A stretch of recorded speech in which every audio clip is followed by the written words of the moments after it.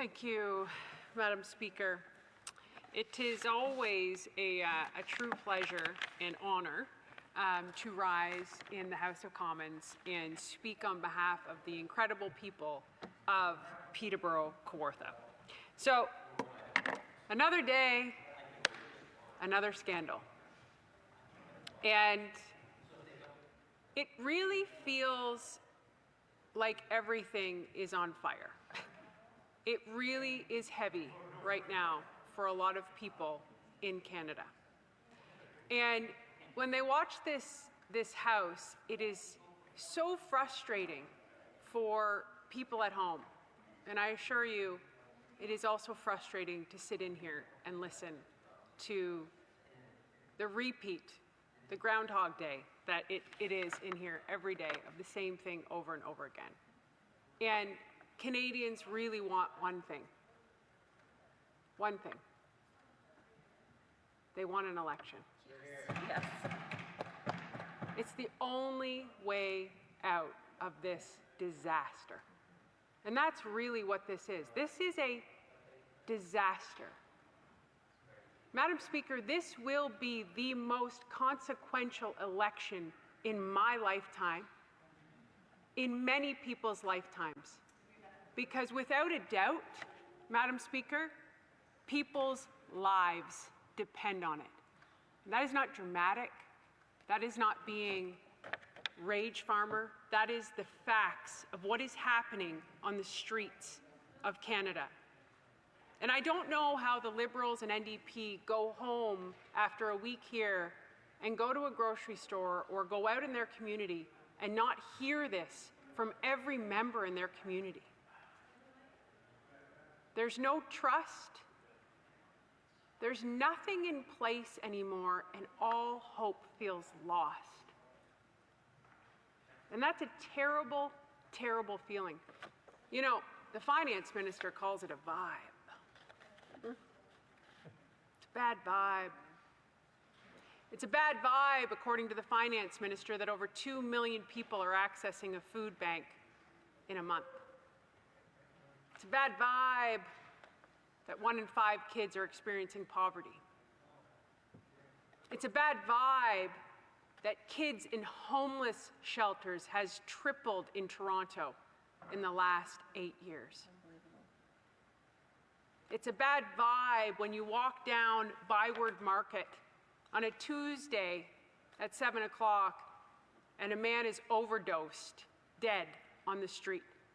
And paramedics roll up to revive him, which they tell me they've already done multiple times that week.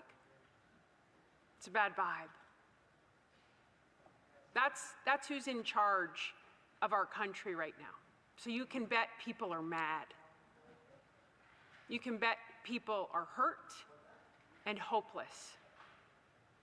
You have a Prime Minister who is vibing to Taylor Swift, exchanging friendship bracelets while the city of Montreal burns. It's a bad vibe. So this all comes down to a level of corruption that has to be addressed in this House.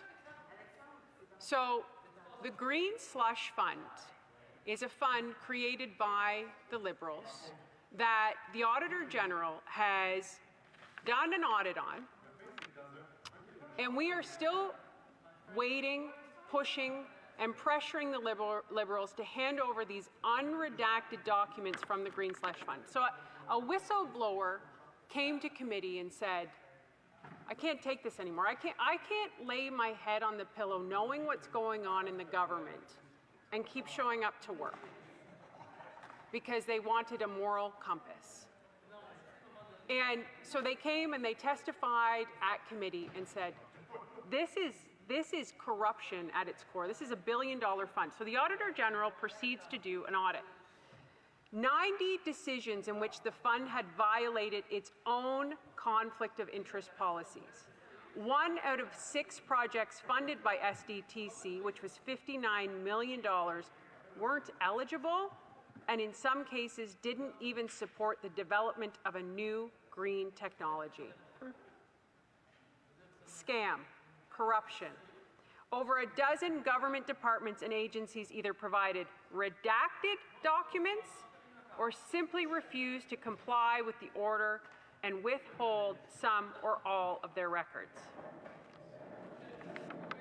You know, Madam Speaker, right now in the House I'm speaking and there's talk everywhere because nobody's even listening anymore because corruption is normal under that Prime Minister.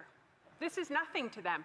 They're talking, it doesn't matter because the Conservatives keep speaking and they keep saying the same thing. We will keep saying the same thing because we will fight for Canadians. We are the only ones in this House calling out this corruption. And it is absurd and it is insane. And everyone at home knows this. This is the most consequential time in history of politics. 1 in 5 kids are hungry. 1,400 homeless encampments. The YWCA shelter in Halifax says women can't leave the shelters because there are no housing. And do you know what happens when you can't leave a shelter or you can't get into a shelter? The IPV, intimate partner violence on the street, is going up. Women are dying. There was a woman murdered in broad daylight just weeks ago in Ottawa with her 2 children. He got out of the car, slit her throat, and she bled out. Oh, do I have your attention now, Liberals and NDP? Do I have your attention now? I hope I do.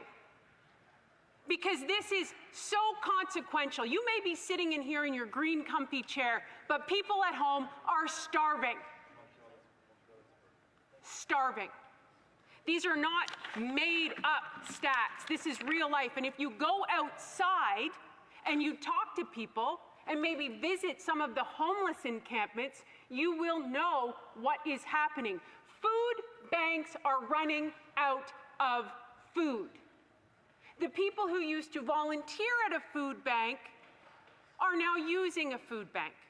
And you know, the 2024 hunger report from Food Banks Canada showed these shocking statistics. Over 2 million users in 1 month, 30% of which are children. But Madam Speaker, those numbers are low. Because I started to think about it.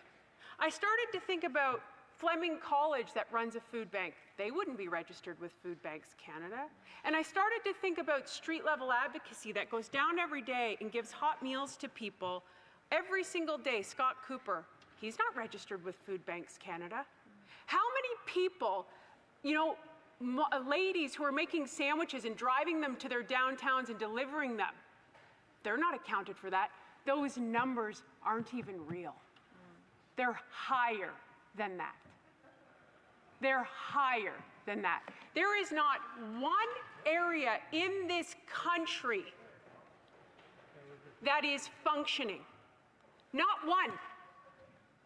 Not one area that is doing okay, that is thriving. And do you know what's so sick?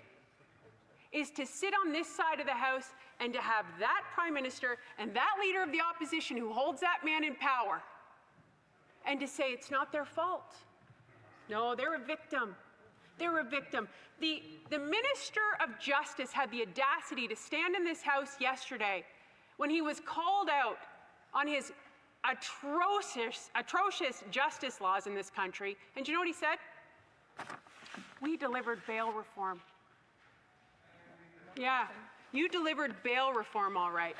How about you check the incidence of femicides in this country, of women being murdered in broad daylight, or the woman, the 16-year-old girl in Northern Ontario who had her arm slashed off by her abusive boyfriend, who, guess what, everyone? Guess what? He was out on bail, but he delivered bail reform. When you destroy trust, you destroy society. This Prime Minister has no respect, he has no trust, and it is chaos on the streets. And people need hope. People need to know that there will be laws put in place to prevent this level of corruption that we have never seen in history. It's become normal. It's so common. It's normal. You have a Minister of Employment and Labor who did misinform the House. You're not allowed to say that one word, Madam Speaker. I appreciate that. Who misinformed the House of his Indigenous heritage. Who took money from the government, much like this green slush fund. He's gone. He's no longer the minister. And it's just, move on. Move on to the next thing. How many ministers are gone from that side of the House? You know, the former Minister of Public Safety, who wasn't his fault that Paul Bernardo got transferred to medium security in the dead of night and the victims weren't notified. It's not his fault. It's never their fault. They didn't get the email. They didn't read the documents. Madam Speaker, they drop like flies, and I feel so bad for the MPs over there that actually care about their constituents. Because I know there are some. I see their body language in here when that Prime Minister stands up and they are sick, just like the rest of us, because he gaslights Canadians. He gaslights Canadians. Do you know, that's the hope I want to tell people at home. You need to have hope, because I'm telling you, it's here. The change is coming. 2-3 years ago, even when I first got elected, people were still afraid. They were afraid to speak the truth because, you know, you'd get canceled. You were a racist or a misogynist, or, you know, you didn't have a vaccine status, so you were a leper. You were divided, and you were shamed, and you were put down, and they'd cancel you. No more. Because people started to say, I'm not any of those things. I'm a good person who wants to just let people live their life without hurting others. And that's all people want in this country. And now they are standing up and they are fighting back against this insane government, this wacko government that has legalized drugs, that's become drug dealers. And all you have to do is go outside. 2 blocks from here. 2 blocks. Walk down the street. People who used to come to Ottawa would know Byward Market was like the most amazing place. Tell me a tiny town in this country that feels safe anymore. There's not too many. You know, when you have headlines of stabbings and shootings on a regular in a community like Peterborough, where the man who murdered an Indigenous woman is, you know, he might get 4 years. And people are so stressed. You know, I want to give you some stats, because I think the stats tell the human consequences of bad policy and bad leadership. And it's really important to know these numbers, because on the other end of these numbers are real people, real humans, and real families. Children have the highest rate of food insecurity among all age groups in Canada, 24% in 2022. That's 1.8 million children. 1/3 of kids in Canada do not enjoy a safe and healthy childhood. In what country like Canada do we not take care of our kids where they feel safe? 2/3 of Canadians report experiencing abuse before the age of 15. Nearly 1 in 5 kids lives in poverty. Suicide is a leading cause of death for children aged 10 to 14 in Canada. Over the past decade, Canada has fallen sharply from the 10th to 30th place amongst OECD countries for the well-being of children. 20% of children and youth in Canada, approximately 1.2 million young people, are affected by a mental health disorder. And if they have the courage to ask for help, Madam Speaker, I can assure you there's none on the other side of that. Because also in this country, under that Prime Minister, healthcare has been decimated. Because there are doctors ready to practice in this country, but they can't. We are spending more on servicing the debt in this country than we are on transfers to healthcare. The economy is the foundation of this whole problem. And that is why we are in this discussion right now. Because you have a government that forgot, or maybe they've known the whole time, the government doesn't have any money. It has taxpayer money. It has your money at home, not you, Madam Speaker. It has your money. And so when they take it, and they take it, and they take it, and they don't have any accountability, and they waste it, and they give it to their friends and their family, or they try to buy votes with a $250 check, but only some people get it. No, you can't give it to the people with disabilities or the people who actually really need it. And this is a quote from the Prime Minister. One of the fundamental challenges around affordability is they would love to say, well, you know what, we just need more money. Can you send us an extra $1,000 a month? As soon as you do that, inflation goes up by exactly that amount. Those are the Prime Minister's words. And yet, we have an inflationary crisis. We have an affordability crisis. I wonder why. Oh, could it be that he believes that budgets balance themselves, that he can buy your votes, that he can just spend, spend, spend and print more money like he's playing a game of Monopoly? Oh, you know what he'll do? He'll just increase the carbon tax to try to make up for that revenue and that money he's spending. And hopefully it'll be fine. Oh wait, what does carbon tax do? Puts a tax on every single thing that Canadians use and drives up the cost of living even more. Madam Speaker, I don't know how much time I have left. 2 minutes. Thank you very much.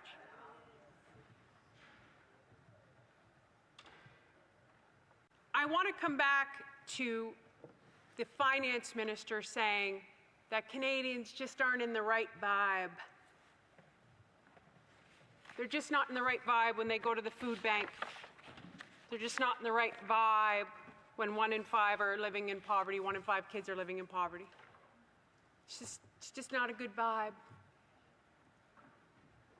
There's nothing serious about this government. And I actually implore you to not give up hope. I went to watch Gladiator with my parents and my kids on Friday night.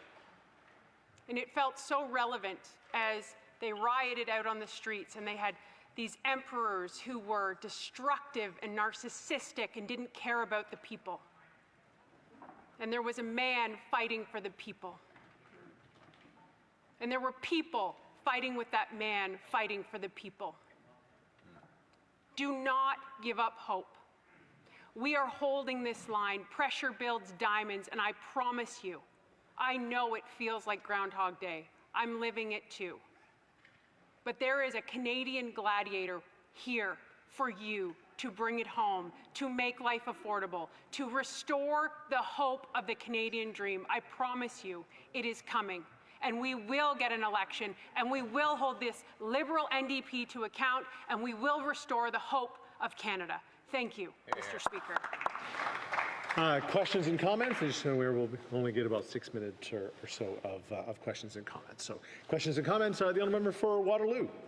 Thank you, Mr. Speaker. Mr. Speaker, I listened intently, and I will be honest with you, I wanted to stand up and just ask relevance as to this artificial indignation of a speech that this individual, this honourable member, just delivered, because we are on a sub-amendment.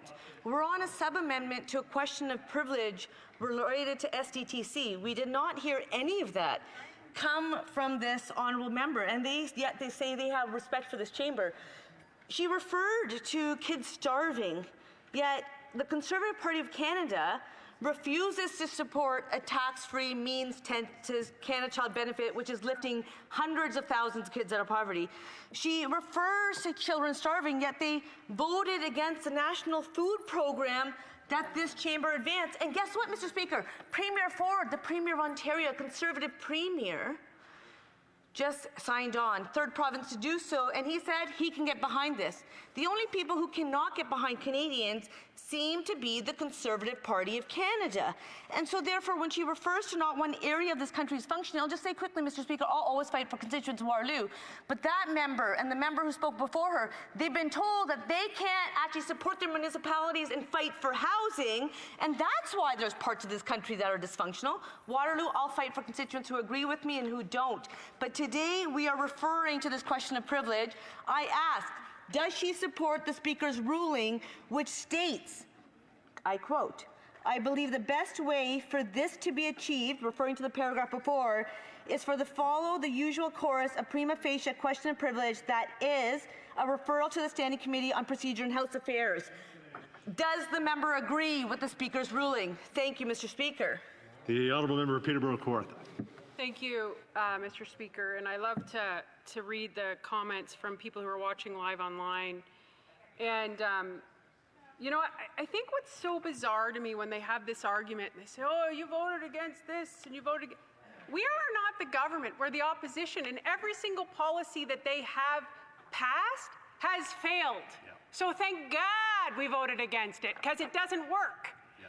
And it's just bananas, some of the things they say. So Sherry Erickson actually had a question back to that member there too.